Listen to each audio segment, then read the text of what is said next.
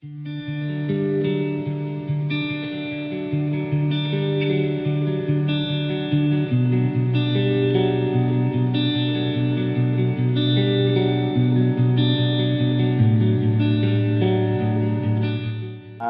great to be here, and to everybody else who joined us, thank you.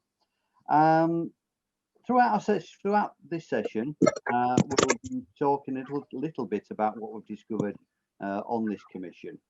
It's not always been easy, but we are delighted to be able to share some of our findings and hope that you will find them interesting. So over the next 80 minutes, you'll have the opportunity to hear from many of our commissioners. Some have created films, others will be sharing in person.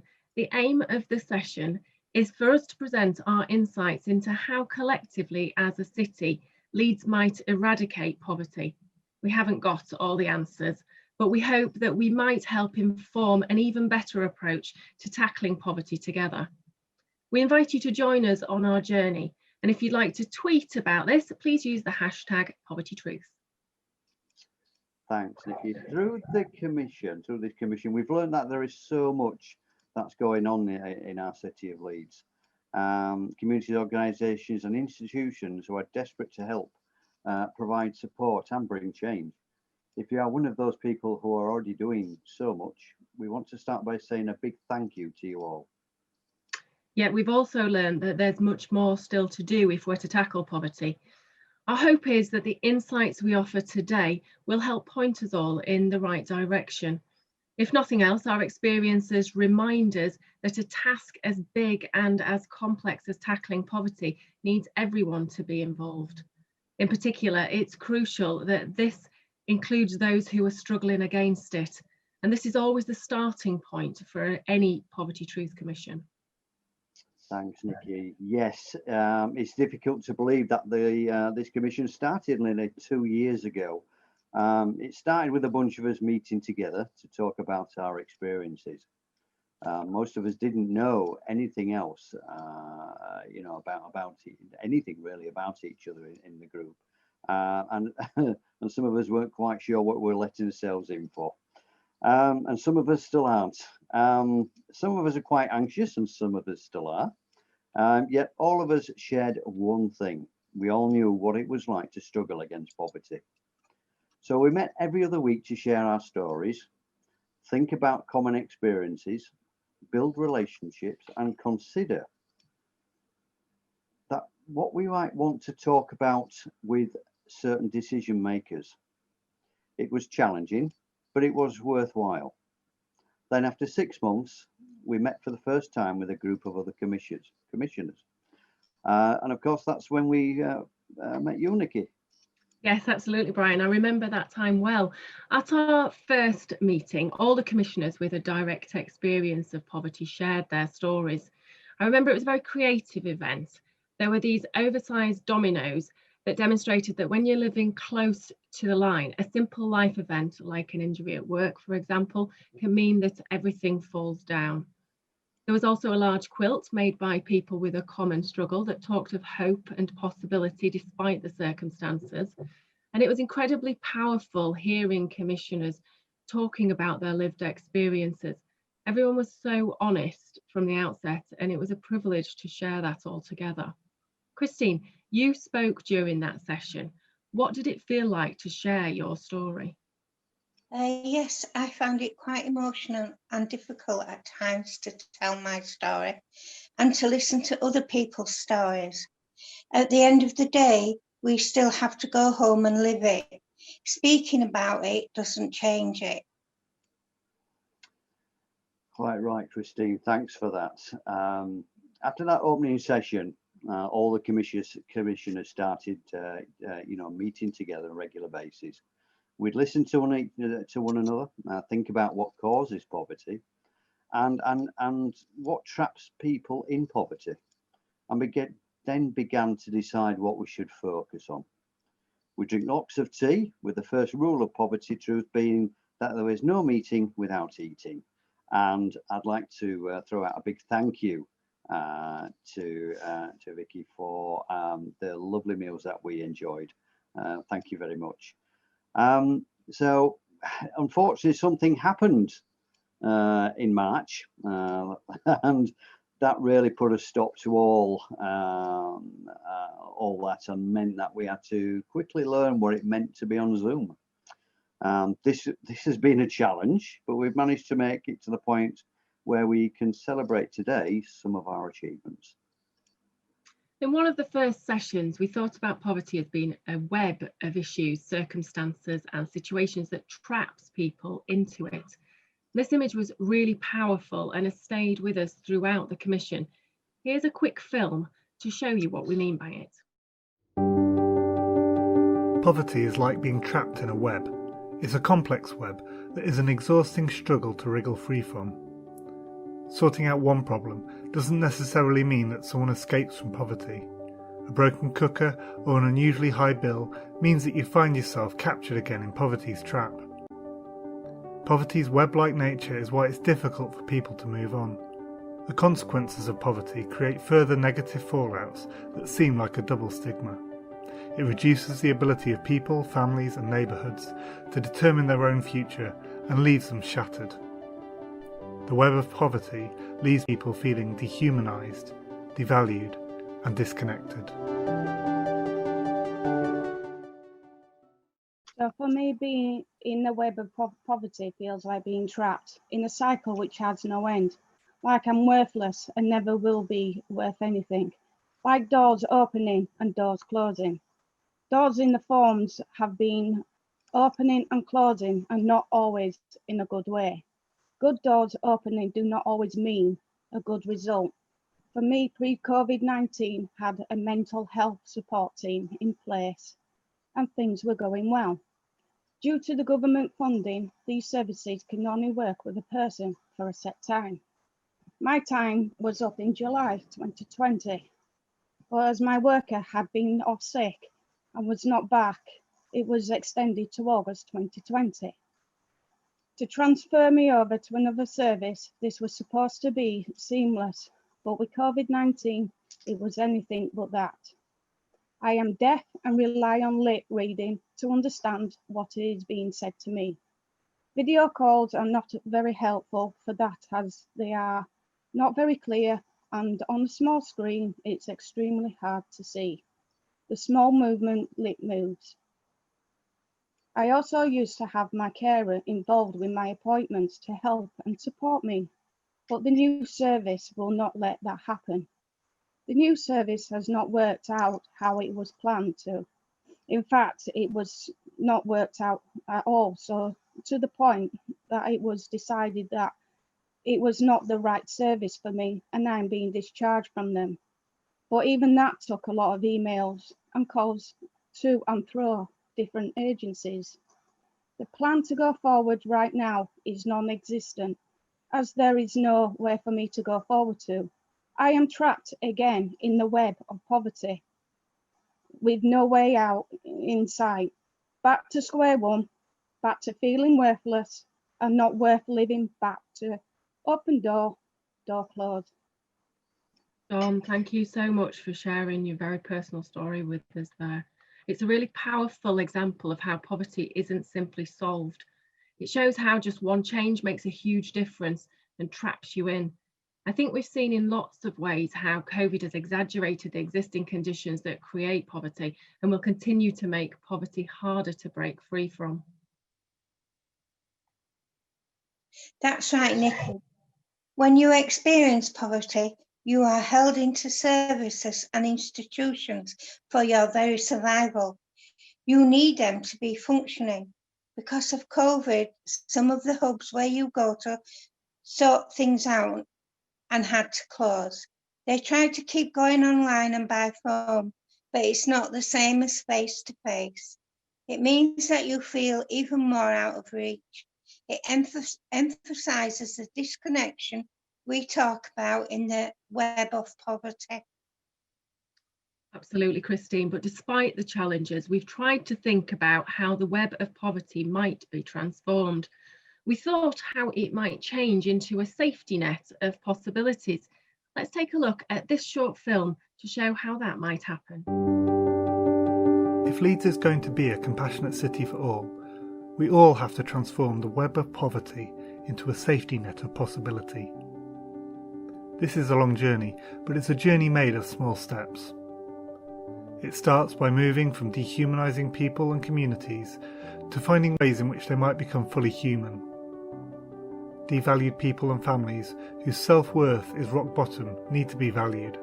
Their contribution really matters. In fact, they are needed for Leeds to become all that it might be. And the hard work of making connections is vital. This will need investment in projects that ensure online connectivity. It will also need investment in building connections across organisations and communities in order to combat isolation and loneliness. This connection begins when we realise our need of each other.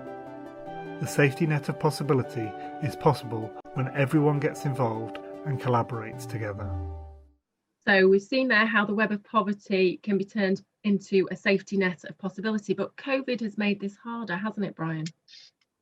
Yes, Nikki, indeed it has. I think for people in the poverty trap, basically it people who are in that situation have felt a lot more isolated than they did before. The services now are obviously very overstretched.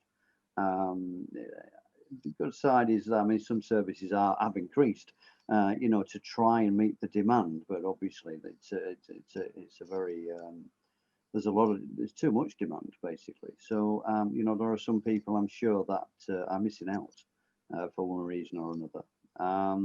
That sense of isolation has increased, not only for everybody, but indeed for people who are already have already found it hard to reach out to support agencies and people. Hopefully COVID won't last much longer, and hopefully things will get better, but COVID has impacted. Thanks, Brian, for sharing that about how COVID has made things harder for so many people. But there are also some glimmers of hope and kindness, aren't there, Christine? Yes, there are more people in the web of poverty who are stranded there due to no fault of their own.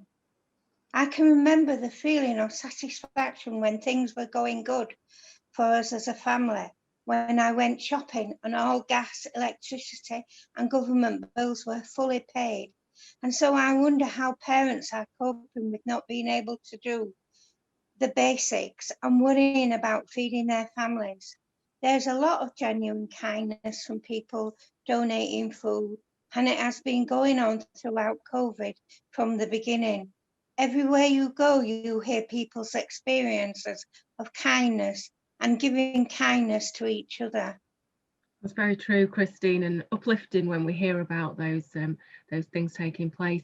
What we do know is that if we're going to see change, it's even more important that these types of conversations continue to happen with the people living in direct poverty at the very heart of them. So the rest of our time together this morning is going to be spent looking at each of these three areas. We're going to spend some time thinking about how we might move from dehumanising to humanising. Then we'll consider the shift from devaluing to valuing, before finally transitioning from disconnected to connected. We want to offer answers to some principles through which this shift might be made. At the end of each of these sections, we will state these before moving on. So first, let's think about moving from dehumanising to humanising. We have realised that poverty dehumanises.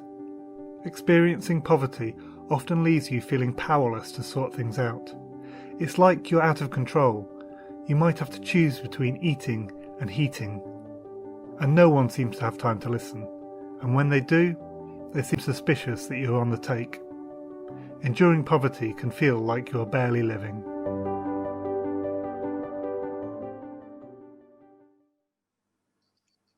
Before lockdown, I would go to the community hubs in my area where it was warm and to feel like I am part of the community.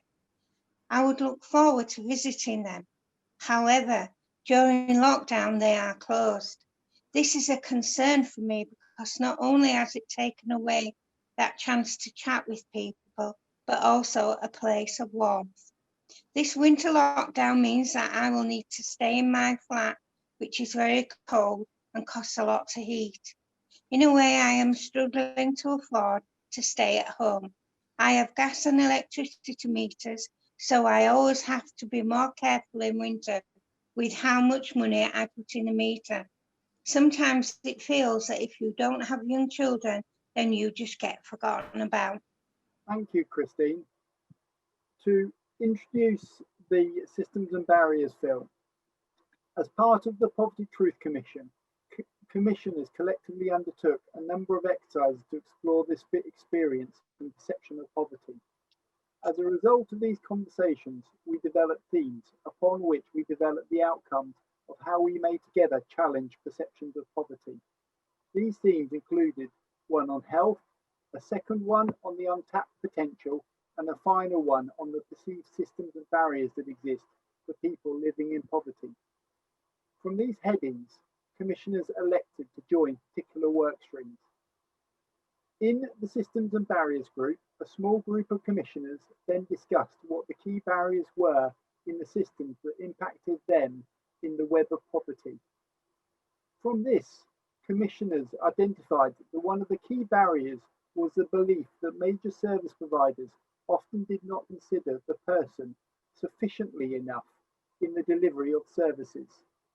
Examples were given for public transport providers, where bus drivers could be more communicative to people who were very lonely. Alternatively, service providers such as housing or job centre plus officers who needed to see the person that they were serving rather than being a pure service provider. From this, the group opted to use the media of video as a means of demonstrating this message. In seeing the person, commissioners felt that much of the stigma of poverty could be overcome. This video seeks to raise questions so that service providers can then use this as a means of challenging and raising awareness with staff to see the person when they feel it is appropriate to use.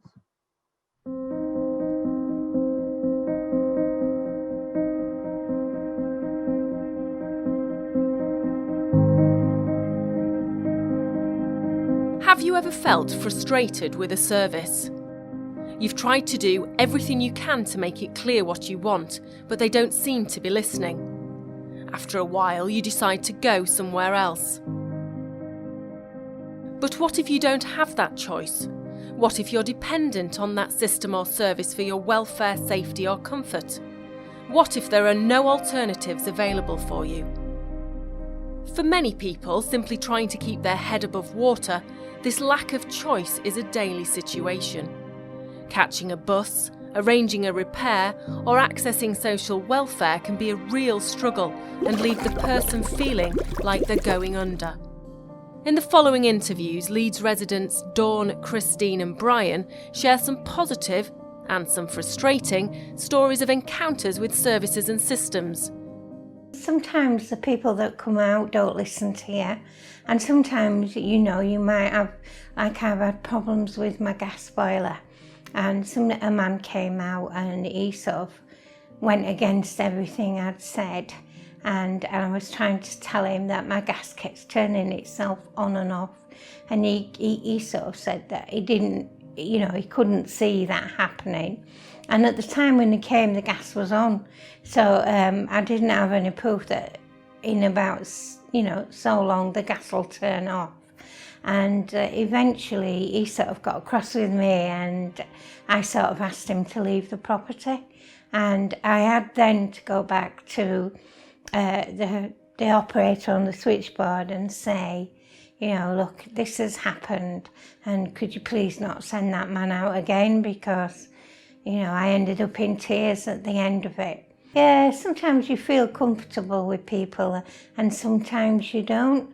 And that can be quite difficult, because if it's your house and then you let somebody in, because it's like that man, he was aggressive. And I don't like that in my house, you know what I mean? It sort of stays with you, and you have to work through it then when they've gone. If you're in a council property, I don't think at times you do have that right to say no, you can't come in, especially if it's a repair.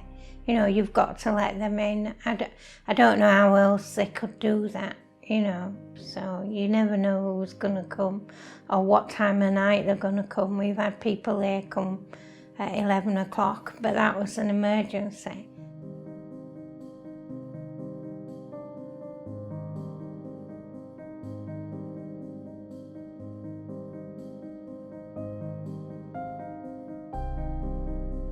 We know that you want to give a good experience for your customers. We hope these stories and questions will help you to continue to do that for everyone.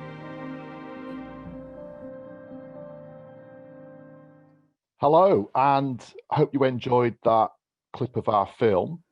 My name is Brandon. I work for First Bus, and I'm one of the Civic and Business Commissioners who's worked with the System Barriers group. So that full video is now available on the Leeds Poverty Truth Commission website. And I'll repeat this again, but just for those who have a pen handy, it's leedspovertytruth.org.uk. And as I say, that full video is available. The video has been designed for use by any service provider. So we've had input from myself and colleagues from First Bus and other commissioners as well, but it has been very much designed so that not just service providers in Leeds, but service providers much wider than that can use that as a helpful tool in the way that they are training their service providers, their colleagues. To help with this, we've actually provided a training guide as well, and that is also available on the leedspovertytruth.org.uk website. Now, the guide is a really helpful tool for trainers, and it's had input in terms of its design from people that actually give the training. So it provides really useful pause points with suggested questions, and you saw some of those questions on that clip there. But it also encourages people to have their own conversations and investigate their own discussions that they want to have that come out of those video clips and those conversations.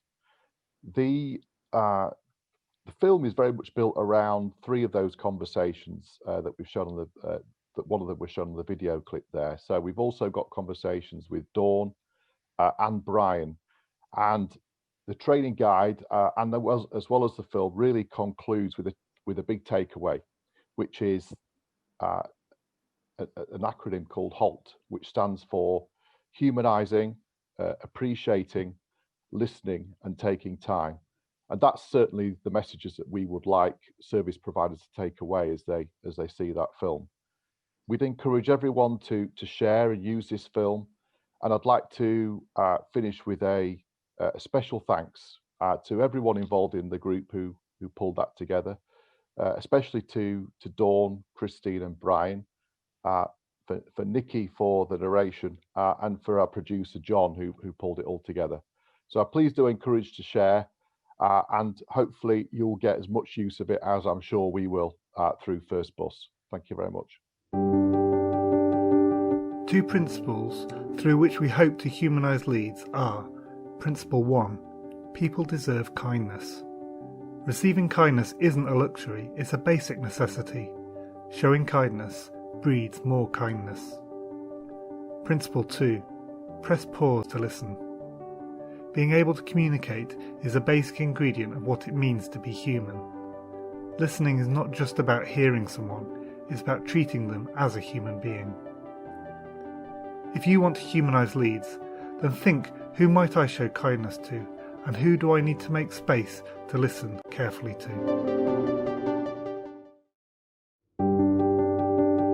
We have discovered that poverty leaves people feeling devalued. Communities and people experiencing poverty talk about stigma, shame, loneliness and isolation. There's a perception you pick up from others that people experiencing poverty are beneath them. The assumption is you don't have any skills. That leaves you believing you have nothing to offer the rest of society. that you are the worst of the worst. These feelings of worthlessness often mean your mental and physical health suffers, and before long you feel ill.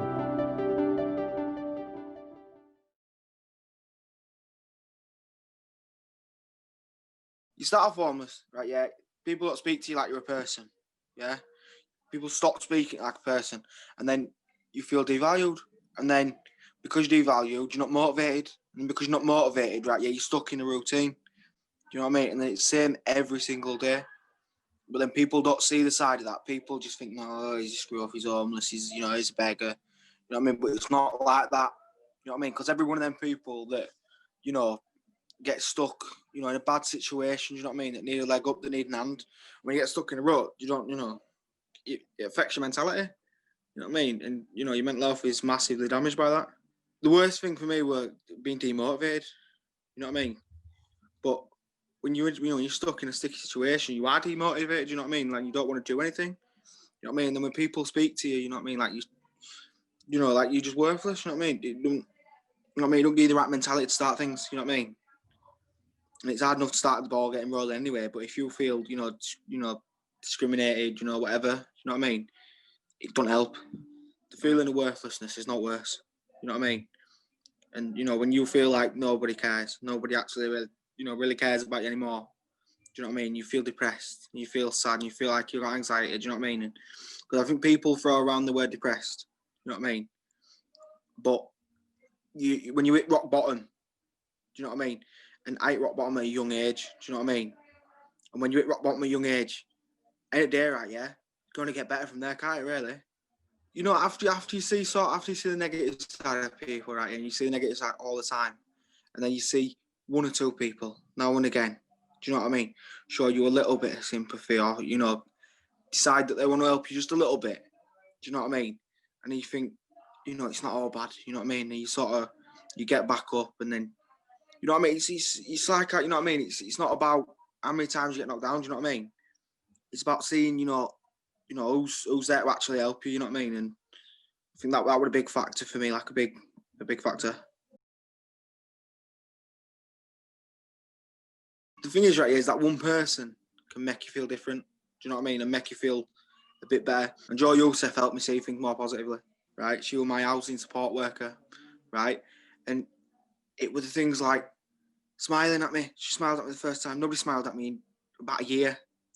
And she smiled at me. Do you know what I mean? And that was the kind of, it humanised me. Do you know what I mean? It made me feel like somebody. Do you know what I mean? And I know that most people, you know what I mean, it's only a smile, do you know what I mean? But when nobody smiles at you and everybody just gives you that frowning look, like, that you, and then someone smiles at you and says, oh, hey, how are you? Do you want a drink? You know what I mean? And, you know what I mean? And you don't, you know what I mean?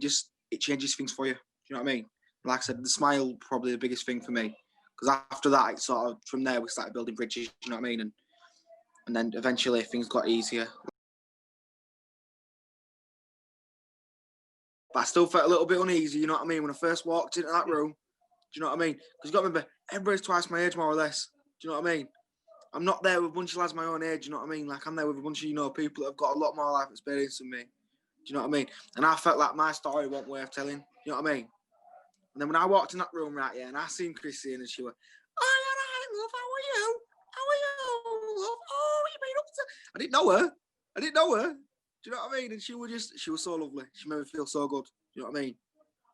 And like I said, for that little sweet old woman, you know what I mean? Just to make me feel so much better about everything.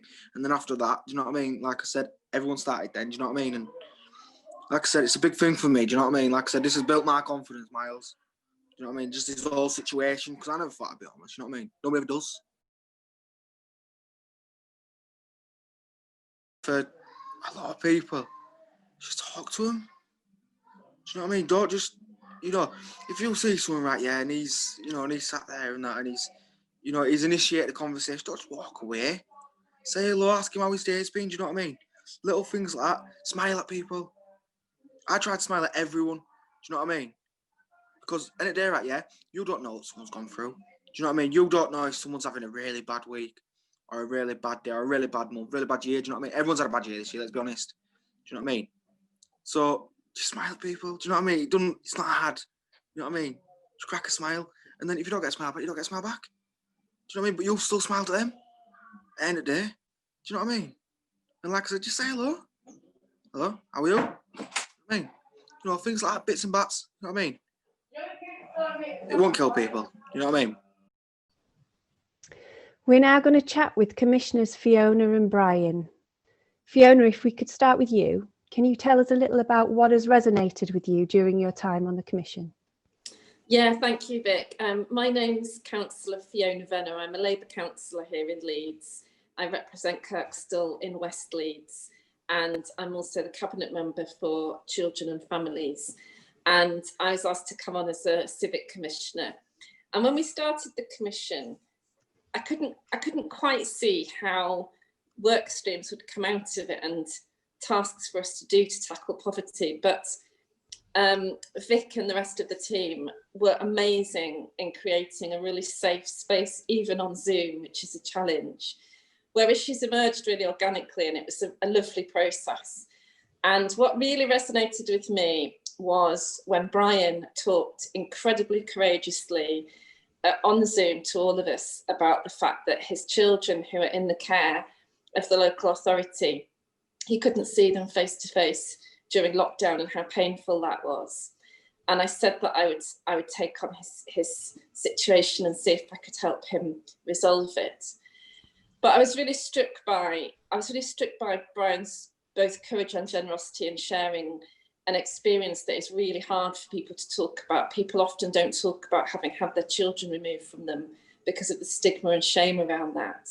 And then Vic told me that a disproportionate number of commissioners in all the commissions had either been in care or had children removed or both. And that makes sense because it's well researched, and this is horrific, but you are much more likely to end up in care if you were in poverty. There's a really strong, well-researched correlation between being in poverty and having children removed from you. At the same time that Brian talked so powerfully about his own children, somebody I knew in my ward died very tragically. She was a woman that I knew because she lived next door to someone I support, and she had her children removed from her, which was the right thing to do. But when they were removed, she didn't really have any support or any reason to keep going and to try and overcome her problems, and she died very suddenly and very tragically. And this led me to think, but it primarily because of Brian and because of how powerful his story was, as well as this lovely young woman in my ward that I knew a little bit. It made me think that in children and families, when we remove children, it's the right thing to do when we remove children. We remove children when their parents can't care for them for a variety of reasons, but we're very focused on the children. And this made me think about the parents and the need to provide support and compassion and understanding for parents that have had their children removed. So from Brian's story and from subsequent conversations Brian has been really, really wonderful and really generous with his time. And Vic and Brian and I have met since with the commissioners. We've met with the Deputy Director of Children's Services to look at where we go with this.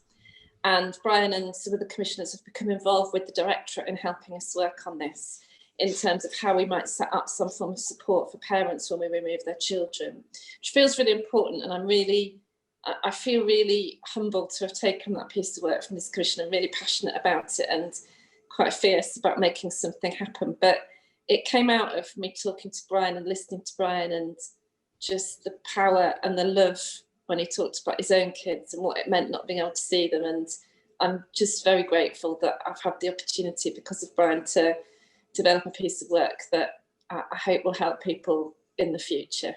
Thank you. Thank you so much for that, Fiona. And Brian, what has struck you about your time on the Commission, and how did it feel for Fiona to hear your story? I'm a bit emotional. Sorry. Thank you, Fiona, for that. When I got to know about the commission from a friend of mine, I previously and still today, I have what a lot of my friends would call a big mouth, unfortunately. I have a lot of opinions about a lot of different things. And sometimes I'm right and sometimes I'm wrong, of course. But I think at that time I needed a group, an outlet, someone who shared my ideas, my experiences, and to know of a group that I could join, that I could sit down without being, without being judged, being very much welcomed, a place where I could be open and honest, was just right for me at that time, and it was freeing for me, rather than keeping everything bottled inside. And then sometimes, my frustrations would obviously hinder situations. So it was good to get it out, to get it out, talk about it amongst same like-minded individuals, and come up with a solution if possible. So I think, we can think of many different problems, see many different problems. It's actually the solution that's the biggest problem. So yes, the group has been very, very good for me, and I hope I've, and I think I have, that's only too big-headed, put some good things forward. Now, when I talked with Fiona, I was having a bit of difficulty at the time. COVID had just started, and I have regular what they call contact sessions with my children. I go see them 6-7 times a year, mainly school holidays. And with COVID, obviously there was concern about people meeting together and distancing and things like that. So the local authority at that time weren't doing contacts. Now, obviously, this was of concern to me and to my children, who I was talking with over the phone, and so I knew how they felt, and getting messages from the social worker too. So they, I knew they were obviously kind of missing us. And I remember the main thing we missed was the hug between us. Means so much. Unfortunately, I still can't hug them, and they can't us, but at least we get something. We're all together, being normal, whatever age, we're being together.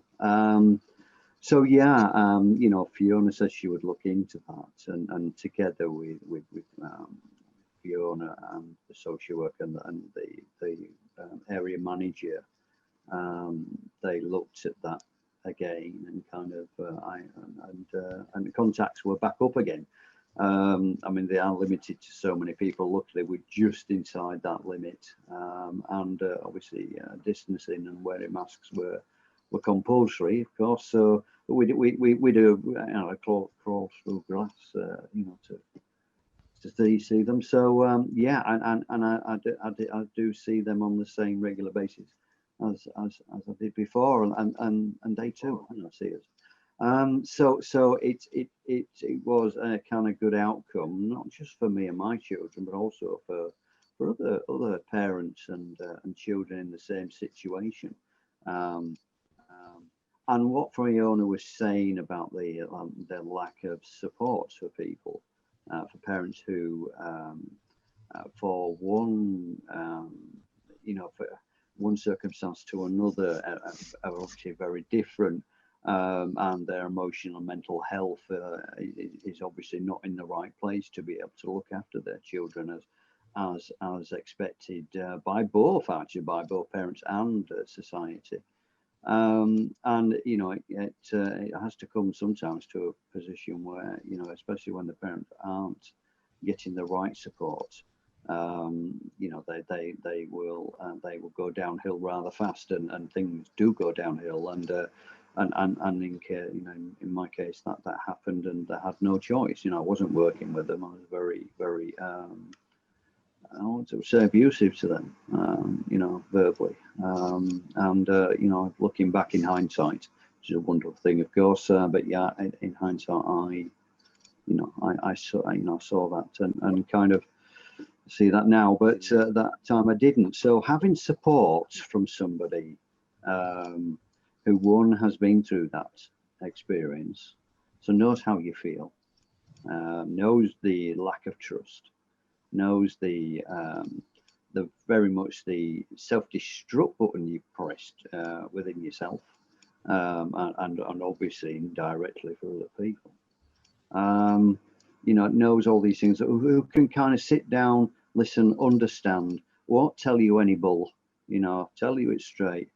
Then it's up to you, and also, if services can be involved at the time too. I mean, what happens is children are taken, then for some people, they're given 6 months to change the whole life around, which, it's difficult to say the least.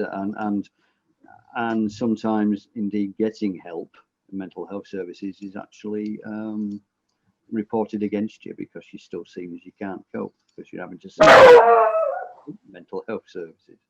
So yeah, a whole lot of different things. So I'm grateful that I opened up to Fiona, and I'm grateful that she listened and indeed understood. And I'm looking forward with eagerness to carry on putting my side of things across, and also, with other people, setting up something that hopefully will work, for parents and children. It's a holistic thing, children don't stop loving the parents, and that's important to remember. So, and it's the duty of the parents to prove themselves, I think. So yeah, that's. Sorry, I've gone on a bit too long, but yeah, that's my bit. Thanks, Fiona. Thanks, Vic. 2 more principles through which we hope to value everyone are: Principle 3, great struggle produces great creativity. Some of the most creative and inspiring people are those that know what it means to struggle against poverty. If we are going to build back better, we must include the creativity and brilliance of everyone. Principle 4, act differently to release the potential. Simply saying that we want to be inclusive and diverse doesn't mean we will be. We must change the way we would do things so that every person and every community is valued. If you want to value everyone, then think, who do I know that has struggled that I might learn from? And how can I act differently to release their potential? We have learned that poverty leaves people and communities feeling disconnected. The disconnected support structures mean that people experiencing poverty have to repeat their story over and over again. It's a catch-22 situation. If they don't fill in the form, you don't get the support. Yet, the repetition is exhausting, and COVID has made the disconnection worse. You need internet access in your home to stay in touch and keep everything in order. Without it, you experience loneliness and isolation. It's difficult to teach your children if you don't have the data and the devices, and so you go without other things to obtain these precious goods. Yet for others in society, technology is easily discarded. Yeah, so just like any other low-income groups under poverty, refugees, families, and migrants have so many challenges. So during COVID, they were disproportionately affected. Why I'm saying that is because every family has financial problems. They were unable to buy, tech equipment, and internet access was quite challenging to have it. The home environment for homeschooling was also another a big challenge, as many low-income groups' home environment is so crowded. But what makes it worse for refugees and migrants is that the lack of language, lack of information, and cultural barriers, and they don't know the UK education system. So home learning becomes really a huge challenge for them. The parents and the families end up with anxiety, stress, and also develop a sense of guilt that they are not able to help their children. So during this time, with Poverty Truth Commissioners and also with the volunteers, kind volunteers help, we were able to research and reach out families, and we found out that they are actually struggling. So a lot of supporters have been there to distribute tech equipment and also other school learning materials to refugee families and migrants. Thank you all for those who have been really strongly felt their burdens and go forward to share their burdens. And still we have a lot to go ahead to look forward, because the problem created due to COVID, the educational inequalities is actually widened. So we have to be there for them, for the families, to support their children so that the educational ground is equal or level, so that each child could be given equal opportunity for learning. There are lots of things to do, but with this kind of collaboration and hard work, we believe that we can reach to those communities. Thank you. So part of what we did through the Poverty Truth Commission is connect Kiddie with some of the work that we've been doing at Leeds City Council through the 100% Digital Leeds programme. And at the council, we've made a commitment to address digital inclusion, because we know that some of the groups that Kiddie mentions, so refugees and asylum seekers, those that are living on a low income or living in poverty, those at risk of homelessness, those that have underlying and difficult health conditions, are much more likely to be digitally excluded. But connecting with Kiddie and our other commissioners, both pre-COVID and during the COVID-19 pandemic, really just highlighted the huge mountain we've got to climb to ensure that digital, which is perceived as an opportunity for many, doesn't actually increase poverty in our city. And I'm really pleased that as a group of commissioners, a number of us last week held a really positive session with partners right across the city who want to come together to work on this in a really meaningful way. So my hope is that we as a city will really lead the way and be a leading light for making sure that digital is truly something that is an opportunity and not increasing inequality. The other thing that's been happening over the last few weeks in particular, of course, is going back into national restrictions. We've seen again just how vital access to digital skills, laptops and digital connectivity are to our lives, and the potential for them to, as I say, increase poverty if we don't actually pay attention to this detail. So in a moment, we're going to see a short clip from the BBC, which Nikki actually produced. And it was produced before the current national restrictions, but gives us all a little bit of insight into how people are trying to address this issue. So over to the clip. A head teacher in Leeds has told Look North she's struggling to provide her children with enough laptops when they're forced to self-isolate at home. Burley St Matthias Primary School were expecting 45 devices to be sent to them from the Department for Education, but so far they haven't received a single one. And they say it's having a big impact on children's learning. Abby Jayola has more. In the classroom for now, but if there's a confirmed COVID case, this bubble will be collapsed and children sent home. The government says schools must provide remote learning when that happens. The head teacher applied to the Department for Education for laptops the children could use at home. She was initially offered 45. The school has nearly 200 pupils. We got an email on the Friday evening of half term to tell us that actually that allocation had been slashed to 9 devices. So I haven't even managed to get hold of those 9 devices yet because we still haven't closed a bubble. The school does have some old laptops they're giving to self-isolating pupils, but there's not enough for a whole class. Children are in and out of school, getting tests, coming back, having a cough, having a test, coming back. And so it's very, very disruptive to their learning. Families in areas like ours don't have internet access to start with at home. They don't have devices that are suitable at home.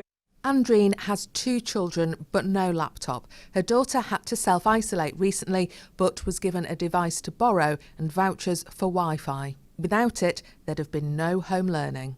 They expect you to have the laptops and all those facilities that they're bringing into place, but then it's like, yeah, if you're struggling for Wi-Fi and you can't pay certain bills, do you know what I mean? Like, Wi-Fi is not really a priority, food is. I think there needs to be a lot more support from the government, like vouchers need to be quick, laptops need to be quick. Research for a charity that works to reduce digital exclusion found that in Yorkshire, more than 40% of people either don't use the internet or have only limited access to it. And nationally, in the poorest households, around a quarter of children have no home broadband or computer equipment. Government needs to invest. And we need to make sure that there are devices available, but it's not just devices, it's also those skills. So parents need the skills to use the internet.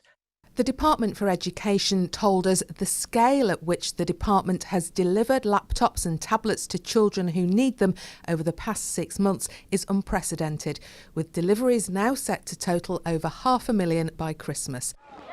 Parents, teachers and campaigners say these children need more help to reach their goals while facing a growing digital divide. Abby Jayola, BBC Look North, Leeds. So that was a film, as Eve said, that was broadcast on the before Christmas. And as a producer, I was heavily involved in getting that film onto television. And I wanted to do it and highlight this issue in particular, largely because of my involvement in the Leeds Poverty Truth Commission. It came about because I was part of a subgroup looking at digital barriers, which Eve mentioned. We had a seminar last week, and I think Bill's going to explain a little bit more about that in a few moments. But during our discussions, we heard an awful lot about how many different people were struggling to connect digitally, including children like we've just seen in the schools, but also adults struggling to connect for work, or struggling to book delivery slots, or not being able to work equipment and be able to kind of conduct virtual meetings that had stopped being face-to-face because of the pandemic. We also heard obviously from Kiddy about refugee families who have additional problems around languages and skills.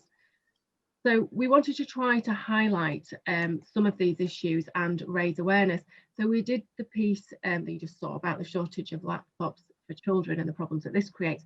But we've also in the past few weeks done pieces about language barriers, which obviously that came from speaking to Kiddy and hearing about the refugee families. And we wanted to show how language barriers are making life so much more difficult for people during the pandemic. We also returned to digital issues several times, so last week and again this week, because obviously children have now gone back to online learning once again, and the lockdown has meant that they're all supposed to be learning from home, and the huge problems that arise from that. And in fact, the BBC launched a project last week asking people to donate equipment, laptops, iPads, and different computer equipment that's then being distributed to people who need them. So I feel that through the Poverty Truth Commission and listening to the different commissioners has changed the way that I think, and has definitely influenced the stories that we are covering. And also importantly, that these are ongoing issues. So it's not that something sadly doesn't go away, so we keep returning to them, like we have done there with the digital poverty and the lack of computer equipment. And also, there are other issues such as skills gaps, confidence issues, which we're planning on looking at in the future weeks, hopefully, which are often overlooked in the media. And I don't think I'd have this insight were it not for the Poverty Truth Commission. So thank you for inviting me to be part of it. Hopefully Sue can join us now. Hi Andrew, Sue Sorrison here, Service Leader for Job Centre Plus in West Yorkshire. As that clip on schools so ably demonstrated, this is a real issue, but it's not just in relation to schools, but as Nikki just said, it's in terms of things like access to training and access to jobs as well. We absolutely recognise that there are those who either don't have access to digital devices like computers, or if they've got access to kits, sometimes you just aren't confident with using it. And sometimes, to be honest, it's a combination of the two. And I think during the COVID pandemic, these issues have become even more stark, and even more training and more jobs can only be accessed online. So actually, the pandemic made the situation worse for a lot of people. And here in DWP, we are committed to helping our customers who are struggling with any of this. And the work we've done as part of the Commission has really helped focus our minds around other things that we might want to consider.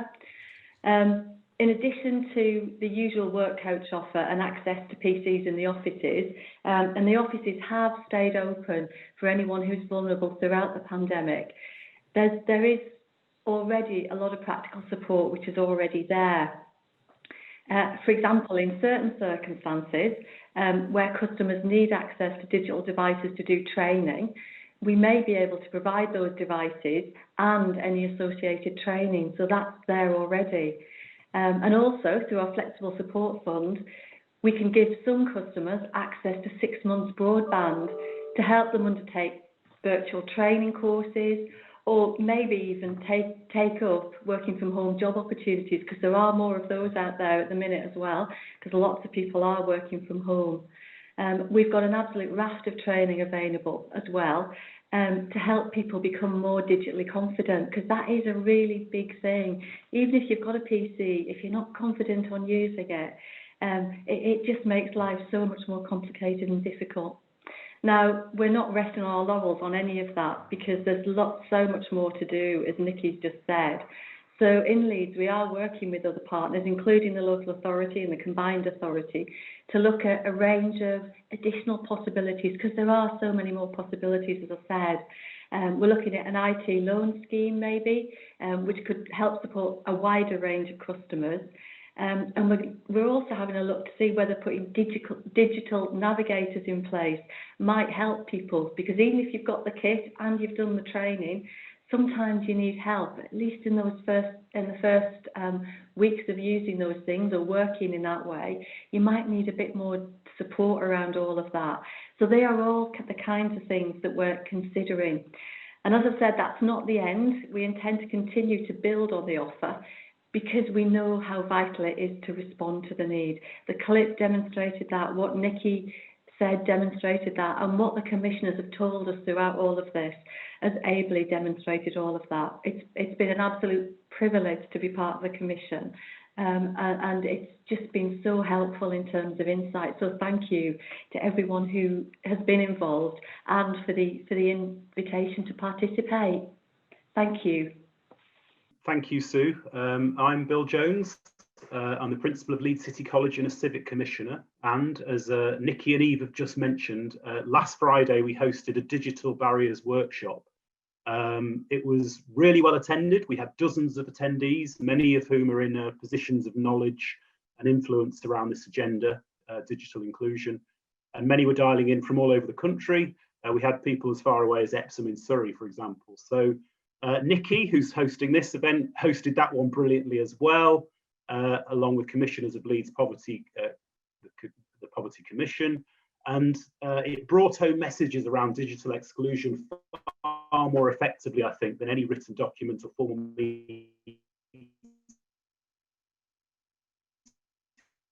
could.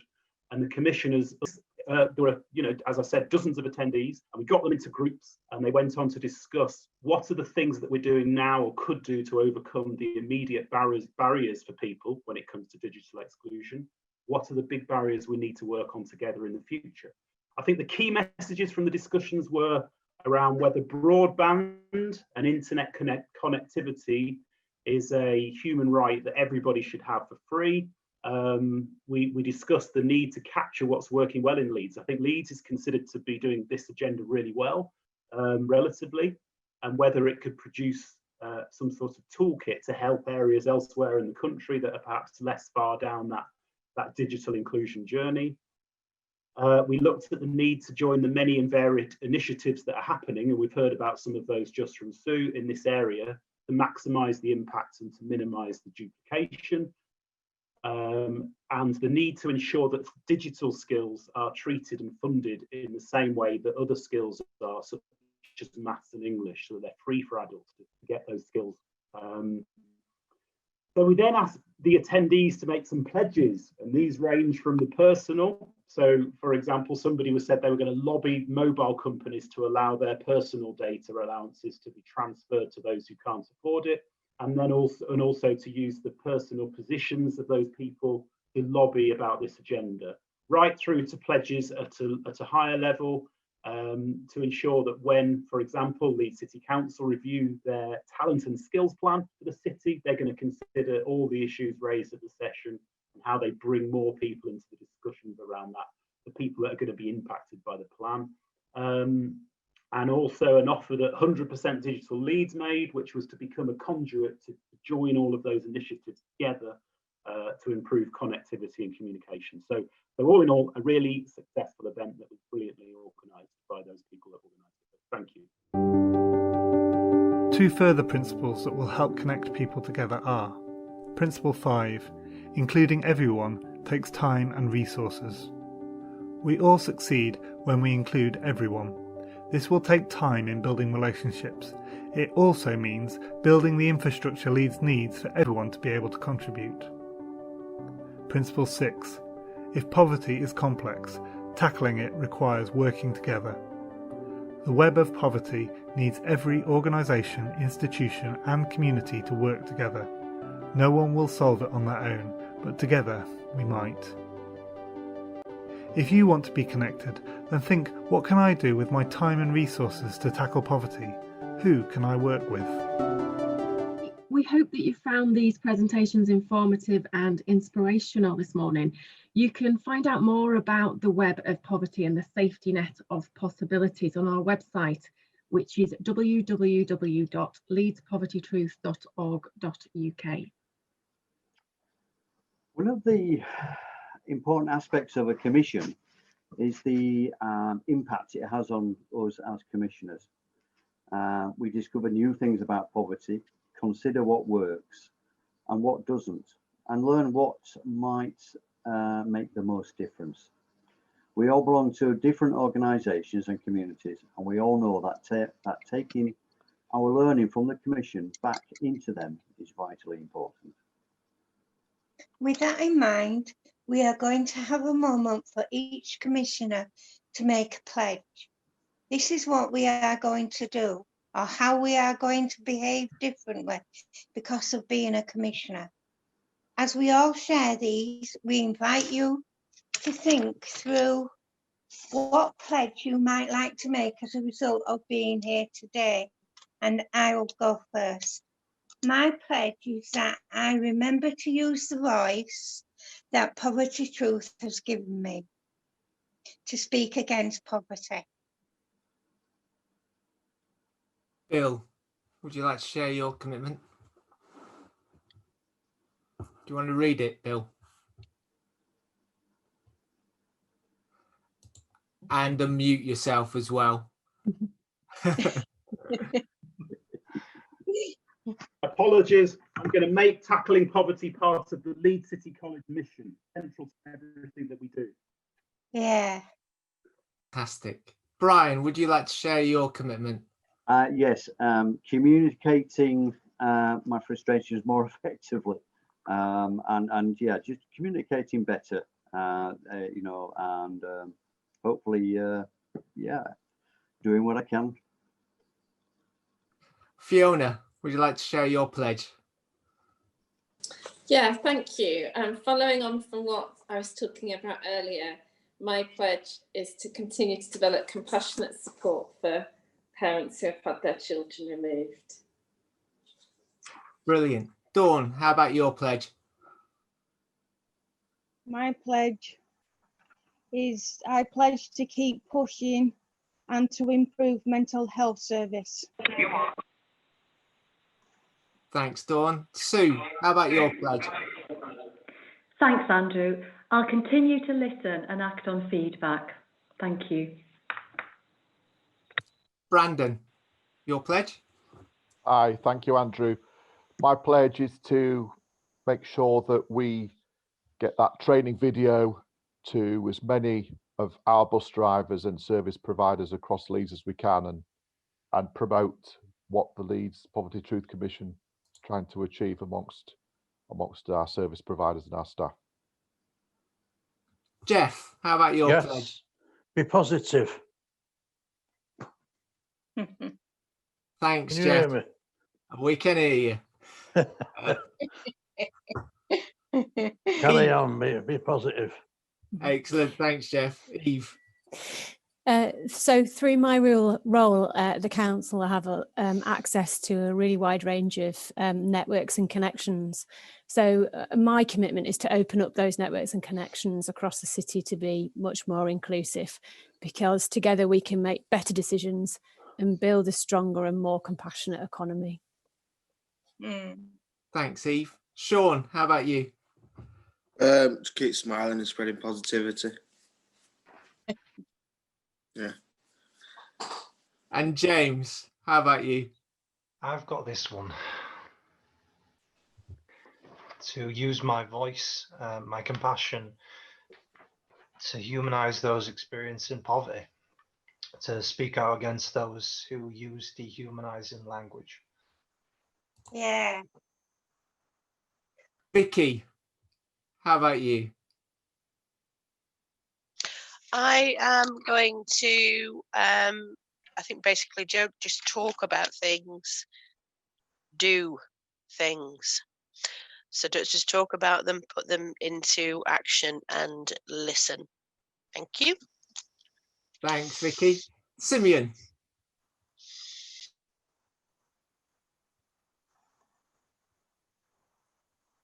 Simeon, you need to unmute yourself. Apologies, I thought I had. I'm going to support more social housing landlords in Yorkshire and Humber and beyond on how they can see the person and gain a greater understanding of the experience of poverty of their residents. Thank you, Andrew.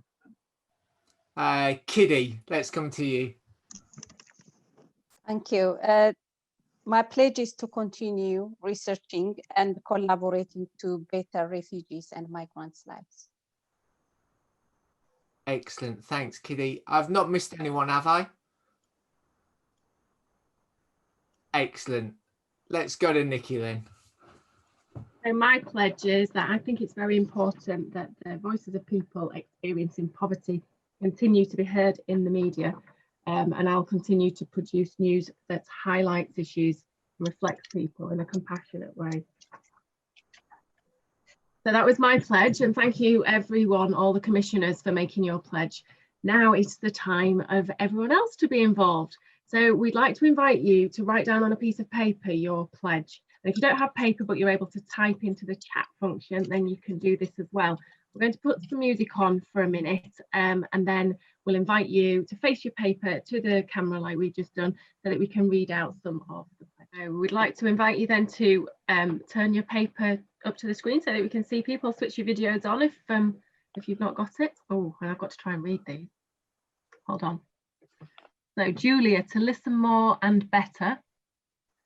See which ones I can read.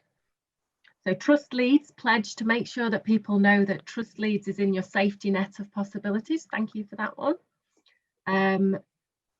Mags has pledged to be compassionate and listen attentively to those that she has the privilege of being with.